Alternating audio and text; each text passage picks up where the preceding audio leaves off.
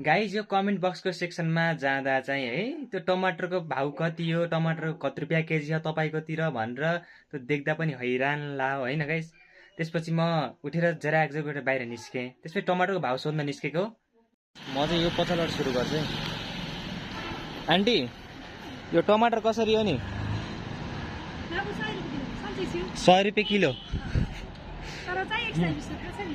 100 रुपियाँ kilo guys टमाटरको price. Guys म त जहाँ जति सोध्दै हिँड्छु टमाटरको प्राइस कति हुन्छ? अङ्कल यो टमाटरको प्राइस कति हो?